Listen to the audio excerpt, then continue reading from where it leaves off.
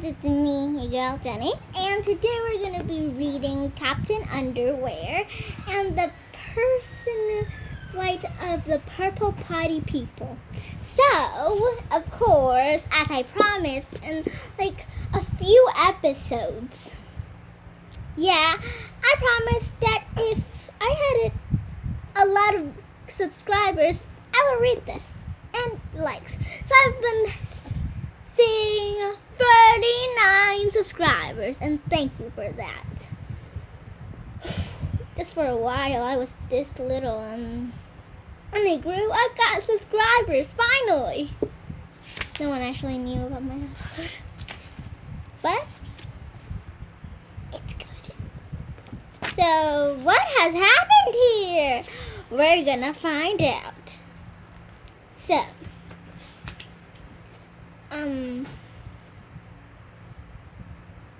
let's find out. In the cover here, we see this guy and this guy. So this guy with the poofy hair, the weird hairstyle, is Herod, and this guy with the flat top is actually George. So let me see if that I'm correct or not. I'm not remembering. Okay, I don't know, but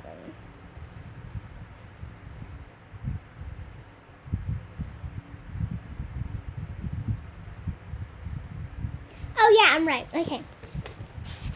So if you see me talking like this, hi, then I'm George.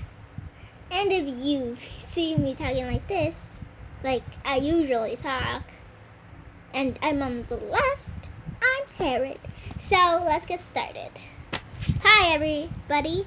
As you can see, we've been experiencing some technical difficulties. This comic book should get you to an up-to-date on our story so far. Okay, we're gonna read this comic.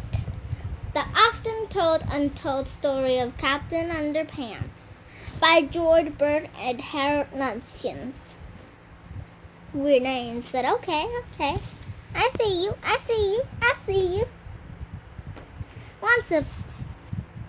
Once upon a time, there was two cool kids named George and Herod.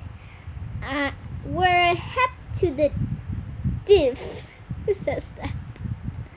Me too. Literally says look. We're hep to the diff. Me too. What's that? I don't know. But at least there are some words. But they had a mean old principal named Mr. Cop, who was mean. You already told that. I'm all mad and stuff. So George and Herod hypnotized him with a 3D hippo ring. You will obey our every command. Okay. Literally, he just said okay. Oh wait, I'm supposed to be Herod. You will obey our every command. Okay. Then they accidentally made him think that he was a superhero. You are Captain Underpants. Okay, look, I'm Captain Underpants. But then he escaped it and ran off to fight crime. Rats. Cha la la. George and Herod ran after him. Hey, come back here. I'm supposed to be George. Hey, come back here. No way. Then one day he drank some superpower juice. Glug, glug, glug, glug. But And if you think that's bad, it gets worse. Pay attention, because this next part is important. The worst part is that whenever Mr. Grump hears somebody snap their fingers, snap, he turns into Captain Underpants. Sha-la-la. And whenever somebody splashes water on Captain Underpants' face, he turns back into mean old Grump. Blah, blah, blah.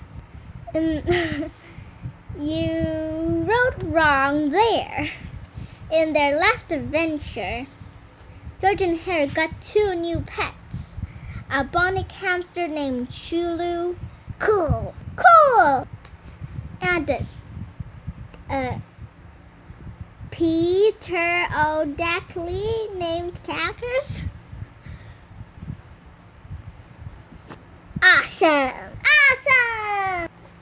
Everything was cool until this brainiac named Neville showed up. I'm telling you. So this is Neville's purple potty code. Neville made it a time magic out of purple potty. It looks like this. Yeah, okay. Anyways, George and Harry wanted to use that time machine, but Neville had one rule. I'm telling you, don't use that machine 2 days in a row. Okay, if you use that 2 days in a row, something very bad will happen. Okay, I mean it. Don't use it 2 days in a row. Okay, seriously, if you use it 2 days in a row, seriously, don't use it 2 days in a row. Okay. Then, hey, let's use this thing 2 days in a row. KK.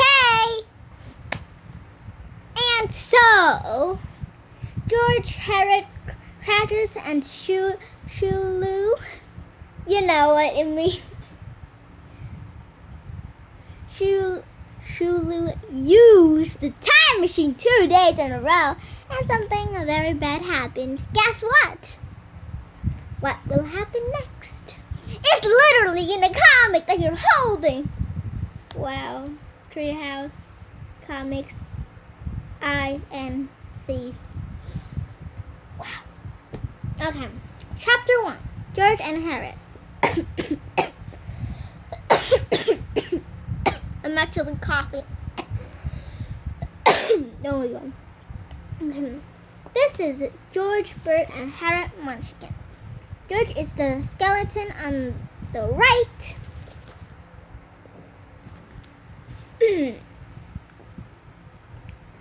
On the right with the tie and the flat top. Harriet is the one on the left with the t-shirt and the bad haircut. Remember that now. Okay. As you might remember from the last adventure, George and Harriet had recently made the horrifying mistake of trying to pass through a synthetic. I need to call my mom. Synthetic. Okay. Okay. Synthetic. Mm-hmm. Synthetic. Time wrapped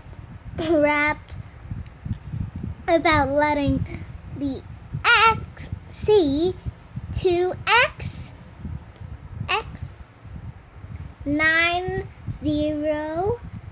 Super Magnetic Tricks. That's just a name, so I just said it like that.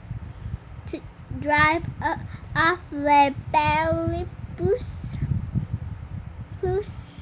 Captaining Crusher.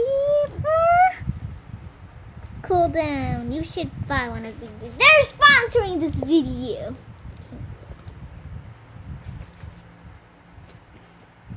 Cool down. Thus creating a sub pack. Okay. Dimensionally stick. A stick shift, which opened up a hyper googly phonic screen door. into a sub-almighty ultra to curler away. These words are just so weird. Now you know what I mean, okay? To put it in synthetic terms, they screwed up. Of course they screwed up. But don't get all freaked out because somebody looks like a skeleton. Actually, beams are normal byproduct of interdimensional reality shifting. Don't worry, it'll probably clear up by the time you turn the page. Is that what you mean? See? What did I tell you? They did turn back.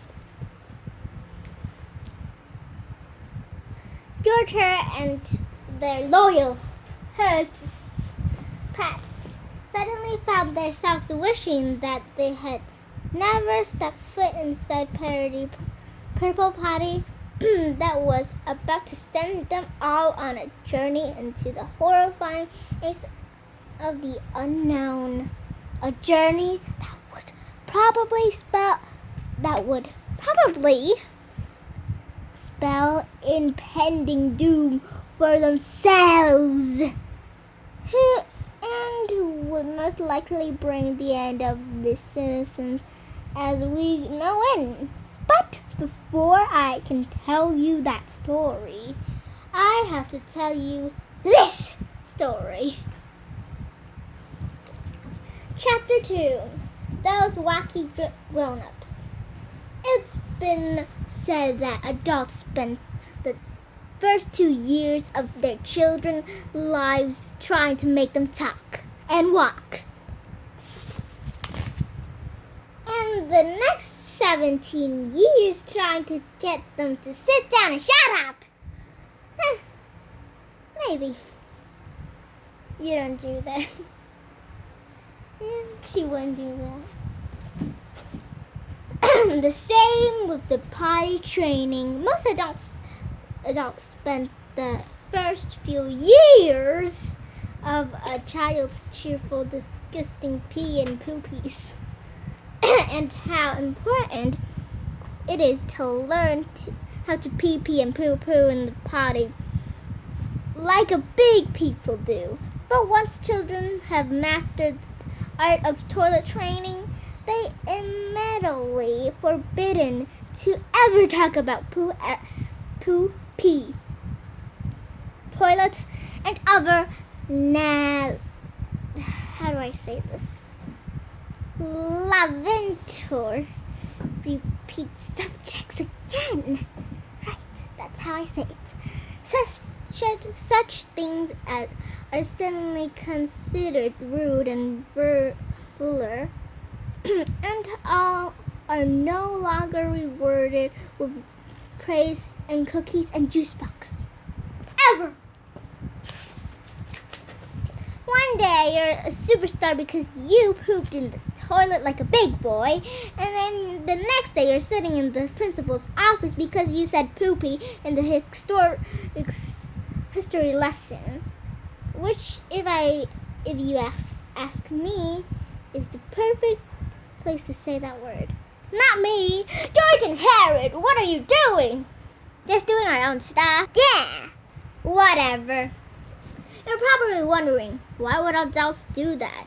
Why would they encourage something one day and discourage it the next? The only answer I can think of is that adults are totally bonkers and should probably be avoided at all times. Perhaps you're lucky and find a small handful of grown-ups whom you trust, but I'm sure we can all agree that you really have to keep an eye on most adults most of the time. So, adults equals... What's that? So, adults equals peanuts, and grown-ups equals a pin and a ball. That's good, right? which is just that Trust and Herod did. Chapter 3, The School of Hard Knocks. Unfortunately, the adults at George and Harold's school were anything but trustworthy. Take their principal, Mr. Grump, for example. Mr. Grump's weekly hard on the tops of children. His soul danced at the thought of crushing a child's spirit.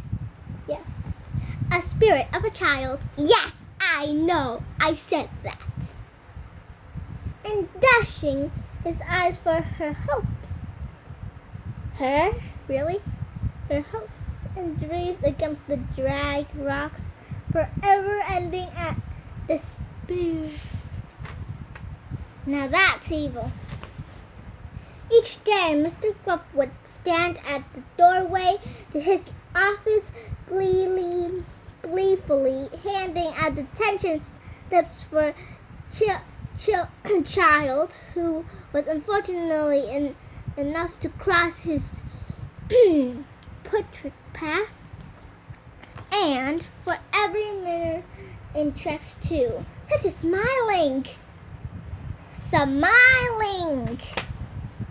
breathing without permission, or smelly funny. Yeah, that's what they say. As bad as Mr. Grump was, most of the teachers in George and Harold's school were even worse.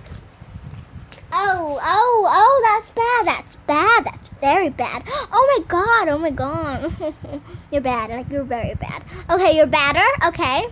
You're even badder, okay. Okay, fortunately, for George and Harold, they're evil and were not even intelligent. They could be outsmarted easily, and they often were. For example, this push button to open door. Teacher's interest. How you do this is push something to open door. Now you might think that it was a very sporting of George and Harold to try and outsmart stupid people. You know who. And perhaps you'd be right, but George and Harold were just trying to make the best of the bad situation. Like push on butt to open door. Literally. But! Oh my god. Wow. Unfortunately for George and Harold, they were bad situations was about to get much, much worse. Guess what? That's very funny. Stop it, you guys. Okay. So for chapter 4, I'm going to be giving up for the next day. And I hope you guys enjoy this video, because it's literally 18 minutes and 56 Okay, you know what. So I hope you guys enjoyed this video. Bye.